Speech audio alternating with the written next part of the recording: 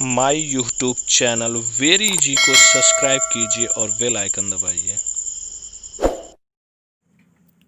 Hi student, आज मैं आप लोगों के लिए कक्षा 12 का फिजिक्स का सेकंड पार्ट लेके आया हूँ और बहुत ही आसान भाषा में है। और पहले चैप्टर में पहले भाग में हमने आप लोगों को 3 क्वेश्चन को सॉल्व कराया था और बहुत इजी क्वेश्चन थे, आप लोगों को समझ आया होगा। और हम चलते हैं तीसरे यानी चौथे क्वेश्चन से। इसमें हम पार्ट 2 में चलेंगे। पहला चैप्टर अभी चल रहा है, हम छोटे छोटे पार्ट में आपका पूरा कंप्लीट करवाने की कोशिश करेंगे। और इसमें जो चौथा क्वेश्चन है, ये चौथा क्वेश्चन आप लोग स्क्रीन पे देख सकते हैं। इसमें कह रहा है कि किसी वस्तु का वैद्युत आवेश क्वांटीकृत है, तो इस प्रकथन से क्या तात्पर्य है। और इसमें 2 क्वेश्चन दिया है, ए वाला ये दिया, बी वाला कह रहा है स्थूल अथवा बड़े पैमाने पर वैद्युत आवेशों से व्यवहार करते समय हम वैद्युत आवेश के क्वांटमीकरण की उपेक्षा कैसे कर सकते हैं। तो मैं आपको बता दूं, ये आपको समझ के लिखना है, बस बहुत ईजी है। और हम लोग ए वाला देखते हैं और मैं आपको बता दूं, मैं लिख कर आपको नहीं बताने वाला हूँ, आप लोग ऑडियो को सुनिए, मैं आपको बता दे रहा हूँ। है क्या, जो वैद्युत आवेश होता है, आप लोग पता है ये इलेक्ट्रॉन प्रोटॉन के मूल आवेश कणों के पूर्णांक होते हैं। तो चलिए मैं आपको बताता हूँ। इसमें हम लोग कह सकते हैं किसी वस्तु पर आवेश इलेक्ट्रॉन अथवा प्रोटॉन के मूल आवेश का कोई पूर्णांक होता है, अर्थात पिंड पर आवेश सतह रूप में नहीं बदलता, अपितु वहाँ आवेश का क्वांटम या पैकेज के रूप में अलग हो सकता है। यानी आवेश जो है को बदला नहीं जा सकता, बल्कि उसको क्वांटम या पैकेज के रूप में हम लोग अलग कर सकते हैं। मैं आपको बता दूं कि जो गणितीय रूप में पिंड का जो आवेश होता है, आप लोग देख सकते हैं यहाँ पे मैं बता रहा हूँ, यानी पिंड का आवेश, पिंड का आवेश, ये जो पिंड का आवेश होता है, आप लोग कक्षा 10 में या 11 में आप लोग जानते होंगे आवेश होता क्या है। Q equal to plus minus N E, यानी एन इलेक्ट्रॉन, यानी इलेक्ट्रॉन का आवेश में उनकी संख्या से गुणा कर दिया जाए तो उसका आवेश आ जाता है। यानी एन इलेक्ट्रॉन जो होता है, एक इलेक्ट्रॉन का जो आवेश होता है उसमें एन से गुणा कर दिया उसका कुल आवेश आ जाएगा। ये होता है गणितीय रूप। तो मैं आपको बता दूं, इसमें अगर आप देखते हैं जो एन है एक पूर्णांक है। पूर्णांक की बात करते हैं, पूर्णांक आपको पता है क्या होता है, 0 1 2 3 4, यानी जितने अंक होते हैं, सॉरी जितने अंक नहीं होते, 0 1 2 3 4 5, क्योंकि बहुत से सारे अंक होते हैं। और इसमें जो इलेक्ट्रॉन या प्रोटॉन का जो आवेश होता है आपको, यानी ई का मान जो होता है आपको पता है कितना होता है, 1.6 इंटू 10⁻⁻19 कूलाम, ये होता है इलेक्ट्रॉन का। और ये पूर्णांक आपका जितना देगा दोनों को मल्टीप्लाई कर देंगे तो पिंड का आवेश आ जाएगा, ये हो गया। यानी हम ये कह सकते हैं स्वतंत्र अवस्था में मूल आवेश के अंश को कभी नहीं देखा गया है, ये हम कल लोग कह सकते हैं पहले में। यानी कह रहा ना इस प्रकथन से क्या तात्पर्य है, तुम लोग ये तात्पर्य हो सकता है कि स्वतंत्र अवस्था में मूल आवेश के अंग को कभी नहीं देखा जा सकता। और हम बी की बात करते हैं। बी में कह रहा है कि आपका बड़े पैमाने यानी स्थूल अथवा बड़े पैमाने के वैद्युत आवेशों को व्यवहार करते समय हम वैद्युत आवेश के क्वांटमीकरण की उपेक्षा कैसे कर सकते हैं। तो मैं आपको बता दूं, व्यवहारिक रूप में स्थूल स्तर पर आवेशित पिंड का बड़ा आवेश होता है। कहने में व्यवहारिक स्तर पर जो आवेशित पिंड जो होता है उसका बड़ा आवेश होता है, जबकि एक इलेक्ट्रॉन पर बहुत सूक्ष्म आवेश होता है। आपको पता है जब पिंड पर इलेक्ट्रॉन जोड़े जाते हैं या उससे निकाले जाते हैं तो आवेशों में इतना कम परिवर्तन होता है कि आवेश सतत रूप में परिवर्तित होता लगता है, यानी होने लगता है। अतः स्थूल स्तर पर आवेश के क्वांटित होना छोड़ा जा सकता है, जबकि पिंड में वहित पैमाने पर लिया जा सकता है। कहने का मतलब यह है कि इलेक्ट्रॉन को अलग होना यानी आवेश को छोड़ना, यानी परिवर्तन करना कह सकते हो। ये सब उसके कैसे कर सकते हैं तो हमने आपको बताया। आप लोग इस आइडियो को सुन लेना, जो मैं बता रहा हूँ यही इसका हो सकता है आंसर, और इसमें कुछ सॉल्व करना है नहीं। ठीक है, तो हम लोग चलते हैं पांचवें क्वेश्चन पे। पांचवा क्वेश्चन आप लोग देख सकते हैं, आपके स्क्रीन पर आ गया है। कह क्या रहा है, जब कांच की छड़ को रेशम के टुकड़े से रगड़ते हैं तो दोनों पर आवेश आ जाता है। इसी प्रकार परिघटना का वस्तुओं के अन्य युग्मकों में भी प्रेक्षण किया जाता है। स्पष्ट कीजिए कि यह प्रेक्षण आवेश संरक्षण नियम से किस प्रकार सामंजस्य है। तो आपको पता है कि जो कांच का छड़ होता है और रेशम जो होते हैं, इसको आपस में रगड़ने से क्या होता है, आवेश उत्पन्न होता है। आप लोग पढ़े होंगे, और मैं भी यहाँ भी बता दे रहा हूँ। यहाँ आपको पता है जो रेशम होते हैं, रेशम के कपड़े या रेशम खुद होते हैं, इसको रगड़ने पर, कांच की छड़ से रगड़ने पर आवेशित होते हैं। और दूसरे शब्द हम कह सकते हैं कि कांच की छड़ और रेशम कपड़े पर नेट आवेश शून्य होता है। जब कांच की छड़ को रेशम के कपड़े से रगड़ा जाता है तब इलेक्ट्रॉन कांच के छड़ से रेशम के कपड़े पर स्थानांतरित हो जाता है। इस प्रकार कण की छड़ आवेशित तथा रेशम कपड़े को ऋणावेशित हो जाता है। यानी छड़, जो कांच की छड़ होता है, धनावेशित और रेशम कण ऋणावेशित हो जाता है। कांच की छड़ पर धनावेशित, रेशम कपड़े पर ऋणावेशित ठीक बराबर होता है। कहने का मतलब जितना धन होगा उतना आपका ऋण होगा। तो इसको हम लोग क्या कह सकते हैं, तब निकाय पर पुनः नेट आवेश क्या हो सकता है, शून्य हो सकता है। क्योंकि जितना वो धनावेश उतना ऋणावेश है, तो नेट निकाय आवेश कितना हो सकता है, शून्य हो सकता है। तो हम लोग इस तरह से इसको हम लोग कर सकते हैं। और इसमें कह रहा है स्पष्ट कीजिए कि यहाँ प्रेरणा आवेश संरक्षण नियम को कह रहा है। तो मैं आपको बता दूं, कांच की छड़ और कपड़े पर प्रकट होने वाला आवेश संरक्षण के नियम के अनुसार ही है। और क्योंकि यह विमुक्त निकाय का कुल आवेश संरक्षित है, इसी प्रकार जब एबोनाइट की छड़ को फर्श पर रगड़ा जाता है तो उन पर क्रमशः ऋणावेश और धनावेश उत्पन्न हो जाते हैं, तब पुनः नेट आवेश शून्य हो जाता है। तो हमने बताया ना कि जो आवेश संरक्षण का जो नियम होता है, कांच की छड़ और रेशम जो होते हैं ये कपड़े, तो आवेश संरक्षण के नियम के अनुसार ही वो काम करते हैं। मैं कहने का मतलब ये मेरा। हम लोग चलते हैं छठवें क्वेश्चन पे, और मैं बता दूं छठवां क्वेश्चन आपको सॉल्व करना है। आप लोग स्क्रीन पे देख सकते हैं, आपका जो छठवां क्वेश्चन है वह स्क्रीन पे आ गया है, और हम लोग इसको सॉल्व करते हैं। छठा क्वेश्चन कह रहा है कि 4 बिंदु आवेश QA equal to 2 micron coulomb और QB equal to -5 micro coulomb, QC equal to 2 micro coulomb तथा QD equal to -5 micro coulomb 10 centimeter भुजा के किसी वर्ग ABC के शीर्षों पर अवस्थित हैं। वर्ग के केंद्र पर रखे 1 माइक्रोन कूलाम आवेश पर लगाने वाला बल कितना होगा। इसमें यानी बल पूछ रहा है। तो एक वर्ग है ABC। वर्ग आप लोग पता हो किसे कहते हैं, जिसके चारों भुजाएं और चारों कोण समकोण हो और चारों भुजाएं बराबर हो, वो वर्ग होता है। तो हम लोग सबसे पहले एक वर्ग बना लेते हैं। मैं आपको बता दूं, एक वर्ग मैं बना ले रहा हूँ। अभी हमने बताया ना, वर्ग की सभी भुजाएं बराबर होते, प्रत्येक कोण समकोण होते हैं। यहाँ पे हम लोग नामांकन कर देते हैं, इसको AB और इसको C और इसको D कर देते हैं। उसके बाद होगा क्या, हम लोग इसके केंद्र पर कह रहा है कि ये हम लोग केंद्र बना देते हैं। ये हो गया केंद्र, इसको हम लोग O मान लेते हैं। अगर हम लोग देखते हैं, अगर इधर बल लग रहा है तो ये हो जाएगा FA, क्योंकि इधर बल रहा है, ये A वाला बल दे रहा है। अगर इधर बल लग रहा है तब क्या होगा, FB, क्या होगा, FB। अगर इधर बल लग रहा है तो क्या होगा, FC। और अगर इधर बल लग रहा है तो क्या होगा, FT। तो ये बल लग गए। यहाँ पे हमने वो मान लिया केंद्र, और यहाँ पे 1 माइक्रो कूलाम यहाँ पे आवेश है।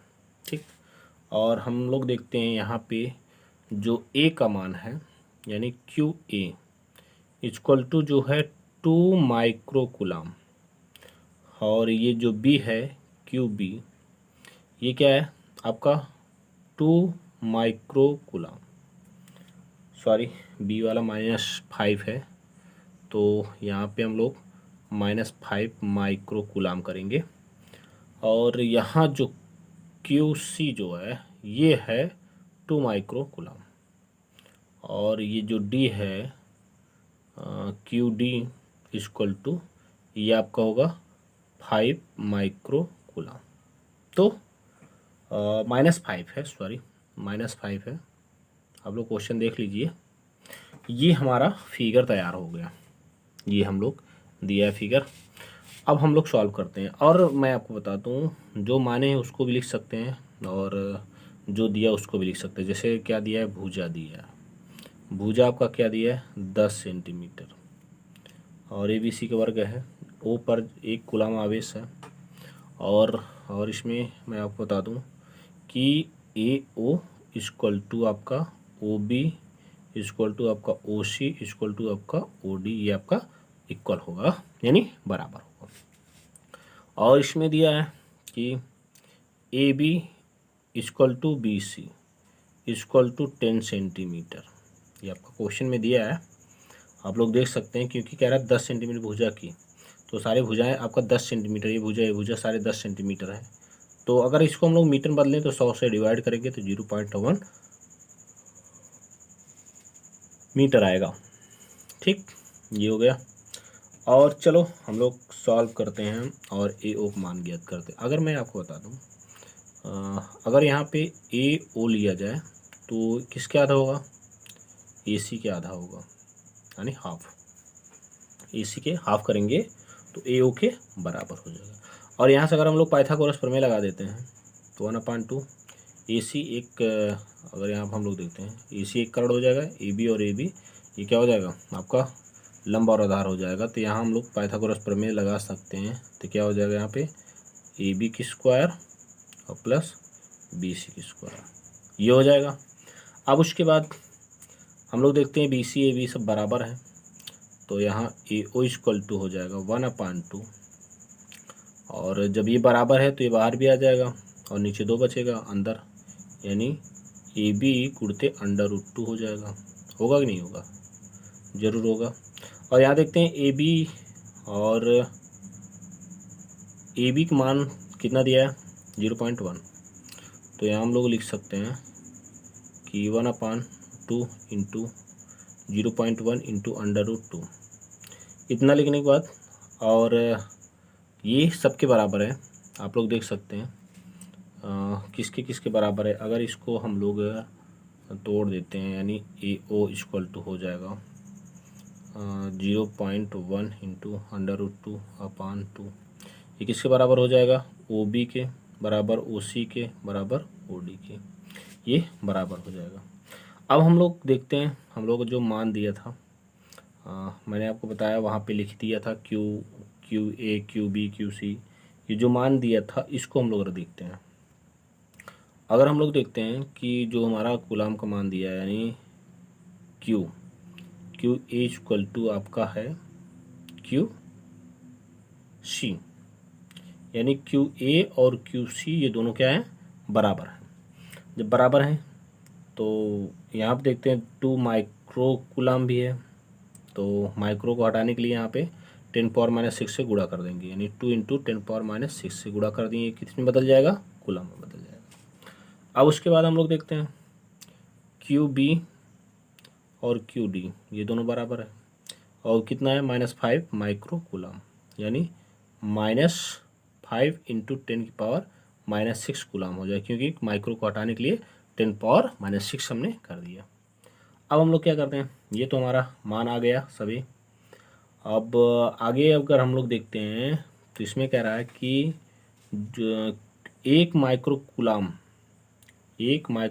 के कूलम पर QA QC आवेशों के कारण विपरीत बलों कार्य करते हैं, तब आपका परिणाम बल ज्ञात करना है।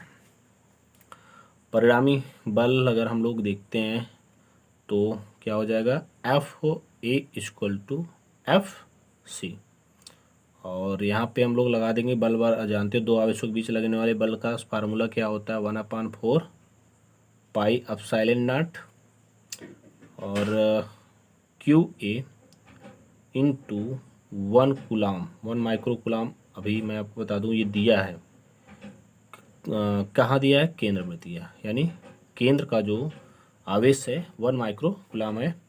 और यहाँ पे बटे दूरी क्या है, AO की स्क्वायर, ये आपका दूरी हो जाएगा। अब हम लोग मान रख देते हैं इसका 1/4 पाई एप्सिलॉन नॉट का मान जानते हो 9 इंटू 10 -9 +9 होता है, और इंटू इसका मान हो जाएगा 2 और 2 इंटू 10⁻⁶, और यहाँ 1 माइक्रो कूलाम का यहाँ 10⁻⁶ हो जाएगा, और पूरे बटे नीचे क्या 1/√2 इंटू सॉरी यहाँ पे क्या था 2 था 0.1 इंटू √2। और अगर हम इसमें √2 से ऊपर नीचे गुणा कर देंगे तो ये बच जाएगा, आपका हो जाएगा 1/√2 और 0.1 का होल स्क्वायर। चलो हम लोग आगे चलते हैं। यहाँ पे हम लोग ये देखते हैं कि ये 9 है, ये 6 12 में से घट जाएगा, पहले तो 9 दूनी 18 हो जाएगा, ये 18 इंटू 10⁻, 12 में से 9 घट जाएगा तो -3 बचेगा। और इसको हम लोग अगर सॉल्व करते हैं तो √2 ये भाग देंगे, और इसका अगर हम लोग काटना चाहेंगे तो इसका होल स्क्वायर है तो ये हो जाएगा 2 और ये 2 कैंसिल हो जाएगा, तो बचेगा 1 इंटू 10⁻⁻2। आप लोग देख लीजिए, सॉल्व करके आप लोग देख सकते हैं, ये कैंसिल हो जाएगा। और यहाँ मैं बता दूँ 9 दूनी 18 हो गया है, और यहाँ पे जब ये कैंसिल हो जाएगा बचे क्या हो जाएगा 18 इंटू 10⁻⁻1 ये हो जाएगा। और मैं आपको बता दूं कि यहाँ पे 1 2 बचेगा। कैसे 2 बचेगा, क्योंकि 1/2 का 2 बार गुणा करेंगे तो 1 2 रहेगा, और ये 2 2 कैंसिल 1 बचेगा, तो ये ऊपर चला जाएगा, यानी जब ऊपर जाएगा तो 9 दूनी 18 दूना 36 हो जाएगा। यहाँ कितना हो जाएगा 36 हो जाएगा। जब 36 हो जाएगा वहाँ एक घात -1 है, इस -1 को हम लोग 3.6 कर सकते हैं। दिखाई नहीं दे रहा है तो हम लोग थोड़ा देखते हैं, ये हुआ, यहाँ हो जाएगा 3.6 न्यूटन, यानी FA और FC पर 3.6 न्यूटन का बल केंद्रित होगा, ये होगा बल। और इसी प्रकार आपका जो बल लगेगा FB और FD पर भी यही बल लगेगा। अगर हम देखते हैं जब सब पर यही बल लगेगा, और इस प्रकार आपका मैं आपको बता दूं क्रम विनिमय के आधार पर अगर हम लोग देखते हैं तो -1 माइक्रो कूलाम पर नेट बल क्या होगा, 0 होगा। कैसे 0 होगा मैं आपको वही बता दूं। जैसे अगर मान लेते हैं F बराबर हो जाएगा FA, उसके बाद plus FB plus FC plus FD। अगर ये हम लोग मान निकालते हैं तो किसी का मान माइनस में आएगा, क्योंकि उसमें माइनस में दिया है। जब माइनस में आएगा सारे का मान जब इतना ही आएगा तो क्या होगा, नेट बल 0 होगा कि नहीं, 0 न्यूटन, तो 0 न्यूटन हो जाएगा। थोड़ा सा ध्यान दीजिएगा, बहुत ईजी है, बहुत सरल है, आप लोग इसको थोड़ा सा ध्यान दीजिएगा बस, और आपको समझ में आएगा। तो हम लोग चलते हैं अगले नेक्स्ट क्वेश्चन पर, 7वें क्वेश्चन पर। 7वां क्या कह रहा है उसको देखते हैं। आपकी स्क्रीन पर 7वां क्वेश्चन आ गया है। 7वां क्वेश्चन आपकी स्क्रीन पर आ गया, देख लीजिए, जिसमें कह रहा है कि स्थिर वैद्युत क्षेत्र में रेखा एक सतत वक्र होती है, अर्थात कोई क्षेत्र रेखा एकाएक नहीं टूट सकती है, क्यों। और इसमें एक सवाल और दिया, दो क्वेश्चन पूछ रहा है, कह रहा है स्पष्ट कीजिए कि 2 क्षेत्र रेखाएं कभी भी एक दूसरे को प्रतिच्छेदन क्यों नहीं करती हैं। तो मैं आपको बता दूं, मैं इसको इस पर राइट नहीं करूंगा और मैं ऐसे डायरेक्ट बोल दे रहा हूं, आप लोग सुन लीजिए। तो पहला का आंसर जो होगा, अगर हम लोग देखते हैं किसी बिंदु पर स्थिर वैद्युत बल रेखा, किसी बिंदु पर स्थिर वैद्युत बल रेखा वह पथ है जिसके प्रत्येक बिंदु पर स्पर्शज्या उस बिंदु पर वैद्युत क्षेत्र की दिशा बताती है। वैद्युत क्षेत्र की दिशा एक बिंदु से दूसरे बिंदु पर बल जाती है। अतः बल रेखाएं आमतौर पर एक वक्र रेखा होती हैं। इसके अतिरिक्त वे सतत वक्र जो अचानक नहीं टूटती, क्योंकि यदि ऐसा होता है तो टूटने के स्थान पर वे विद्युत क्षेत्र नहीं दर्शाएंगी। अगर मान लो अगर कोई टूटता है तो वो क्या है कि टूटने के स्थान पर कोई भी वैद्युत क्षेत्र नहीं दिखाएंगे। तो ये पहला क्वेश्चन होगा। दूसरा कह रहा है स्पष्ट कीजिए कि दो क्षेत्र रेखाएं कभी भी एक दूसरे को प्रतिच्छेदन क्यों नहीं करती हैं। तो मैं आपको बता दूं, वैद्युत बल रेखाएं एक दूसरे को नहीं काटते हैं, क्योंकि यदि ऐसा होता है तो काट बिंदु पर हम दो स्पर्शज्या खींच सकते हैं, जो बिंदु पर वैद्युत क्षेत्र की दो दिशाएं दर्शाए जाएं, जो असंभव है, यानी आप लोग टूट नहीं सकते हैं। ठीक है, तो इस आइडियो को आप लोग सुनिएगा और इसका क्वेश्चन का आपको आंसर मिल ही गया है, क्योंकि मुझे राइट करने में काफ़ी समय लगेगा तो वीडियो लंबा हो जाएगा, इसलिए हमने क्या कर दिया कि आपको वॉइस बता दिया। आप लोग वीडियो को रोक रोक करके सुन लीजिएगा, उसका आंसर आपको मिल जाएगा। तो हम लोग देखते हैं यहाँ पे अगला क्वेश्चन 8वां नंबर क्वेश्चन देखते हैं, और काफ़ी लॉन्ग क्वेश्चन ये है, हम लोग करते हैं। मैं आपको बता दूं, आपके स्क्रीन पर ये क्वेश्चन 8वां नंबर आ गया है और कह रहा है कि दो बिंदु आवेश q a equal to 3 microcoulomb तथा q b equal to -3 microcoulomb निर्वात में एक दूसरे को 20 सेंटीमीटर दूरी पर स्थित है। तो ये तो आपका दे दिया और इसमें दो चीज़ पूछ रहा है, तो मैं आपको फिगर में बना के बता दे रहा हूँ। 8वां क्वेश्चन, अगर मान लो ये कोई बिंदु ओ है, ठीक है, तो ओ है, ये दो, एक ही इस तरफ ये आपका हो गया, एक ये हो गया, यानी इसको अगर हम लोग ए मान लेते इसको बी मानेंगे क्योंकि इसमें दिया है। तो यहाँ पे हम लोग देखते हैं क्यू ए का जो कूलाम है +3 माइक्रो कूलाम है और क्यू बी का जो आवेश है वो -3 माइक्रो कूलाम है। अभी हमने बताया ना कि जो इलेक्ट्रॉन को त्यागते हैं तो जितना प्लस रहता है उतना माइनस रहता है, ऐसा नहीं कि कोई कम रहेगा कोई ज़्यादा रहेगा। तो ये दिया, तो यहाँ से ये इस तरफ जा रहा है, इसका इलेक्ट्रॉन कह सकते हो ई और ई बी ये। और अगर देखते हैं इन दोनों के बीच की दूरी जो है, और इसमें कह रहा है कि 20 सेंटीमीटर, तो अगर हम लोग मीटर में चेंज करेंगे तो 0.2 मीटर होगा ये यहाँ से यहाँ तक दूरी, ये दिया। और हम लोग मध्य बिंदु को माना है, ये हो गया। अगर हम लोग देखते हैं यहाँ पे ओ ए इक्वल टू ओ बी है, जहाँ पे r/2 यानी r का आधा अगर हम लोग करेंगे तो उसकी दूरी आ जाएगी। ये चीज़ आपका दिया है। अब हम लोग देखते हैं, अगर और क्या दिया है वो भी मैं बता दूं। क्यू एक मान दिया, क्यू एक मान कितना दिया 3 माइक्रो कूलाम, तो ये हो जाएगा, कूलाम बदलेंगे 3 × 10⁻⁻6 कूलाम। और बी पर बात करते हैं, बी का आवेश के लिए, और दिया है -3 माइक्रो कूलाम, तो हो जाएगा -3 × 10⁻⁻6 कूलाम, ये हो गया। और दूरियां आपको पता है क्या कितना दिया है, r इक्वल टू 20 सेंटीमीटर दिया है, 20 सेंटीमीटर अगर मीटर में चेंज करेंगे तो 0.2 मीटर होगा। ठीक है, बहुत इजी है, थोड़ा सा आप लोग ध्यान देंगे तो क्वेश्चन आपको समझ में आएगा। अब इसमें हम लोग ये देखते हैं, इसमें ए वाला क्वेश्चन हल करना शुरू करते हैं। ये वाला कह रहा है दोनों आवेशों को मिलाने पर एक रेखा ए बी के मध्य ओ पर विद्युत क्षेत्र कितना होगा, यानी अभी हमने जो बनाया फिगर उसको देख लो। कह रहा है कि अगर ये हम लोग ए ओ बी को देखते हैं तो इस पर वैद्युत क्षेत्र कितना होगा। चलो करते हैं, और बहुत ईजी है।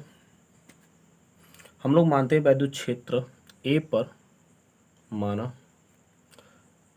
ई ए एवं ई बी विद्युत क्षेत्र है, विद्युत क्षेत्र है। जब विद्युत क्षेत्र है तो हम लोग देखते हैं कि ई ए के लिए 1/4 pi epsilon naught into q a upon o a का होल स्क्वायर। ठीक, तो चलो करते हैं, मान रखते हैं फटाफट। मान हो जाएगा 9 इंटू 10⁻9 इंटू 3 इंटू 10⁻⁻6 अपान 0.1 का होल स्क्वायर। ये हम लोग मान रख दिए। अब उसके बाद हम लोग क्या करते हैं, हल करते हैं। हल करना आपको आता ही है। 9 त्रिक 27, यहाँ हो जाएगा 27 इंटू 9 में से 6 घट जाएगा 10⁻3 और यहाँ पे हो जाएगा 1 इंटू 10⁻⁻2। कैसे होगा, क्योंकि -0.01 होगा तो 10 की घाते 2 पे बढ़ा सकते हैं 1 को 10 हटा करके। अब हम लोग भाग देते हैं, ये ऊपर जाएगा तो क्या हो जाएगा, प्लस में होगा, तो 2 है ऊपर जाएगा तो 5 हो जाएगा, यानी यहाँ हो जाएगा 27 इंटू 10⁻5 न्यूटन प्रति कूलम। ये 5 हो गया। अगर हम लोग पॉइंट में अगर देखते हैं तो पॉइंट में 2 इंटू 7 इंटू 10⁻6 न्यूटन प्रति कूलम ये हो जाएगा। तो ये आवेश ए के लिए है। अगर हम लोग आवेश बी के लिए देखते हैं, बी के लिए करते हैं, e b equal to 1/4πε0 into q b upon o b का होल स्क्वायर। आपको पता है इसका मान 9 इंटू 10⁻9 इंटू 3 इंटू 10 की पावर कितना हो सकता है, -6 और अपान 0.1 का होल स्क्वायर हो जाएगा। हल करते हैं, 9 त्रिक 27 यानी 27 होगा इंटू यहाँ पे 3 अपान यहाँ पे 1 इंटू 10⁻2। ये ऊपर जाएगा तो ये हो जाएगा आपका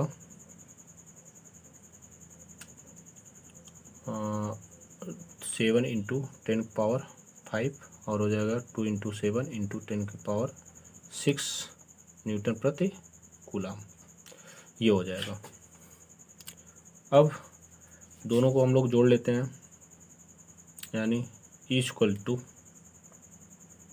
ई ए प्लस ई बी, दोनों जोड़ लेंगे तो आ जाएगा हमारा। उसके बाद चलो कितना आया था 2.7 इंटू 10⁻6 और आया था 2.7 इंटू 10⁻6। जोड़ेंगे तो हो जाएगा 54 इंटू 10⁻12। सॉरी 6 ही होगा क्योंकि जोड़ रहे हैं यहाँ पे। अब याद रखना, गुणा होता तो आपका ये जुड़ जाता, लेकिन ये जोड़ रहे हैं तो जुड़ेगा नहीं, न्यूटन प्रति कूलम होगा। दोनों आवेशों को मिलाने वाली रेखा पर कितना विद्युत क्षेत्र होगा, ये इतना। आपका ये आंसर आ गया, कितना विद्युत क्षेत्र होगा। हम लोग बी वाला देखते हैं, बी वाला क्या कह रहा है। बी वाले में कह रहा है कि 1.5 इंटू 10⁻⁻9 कूलाम के ऋण आवेश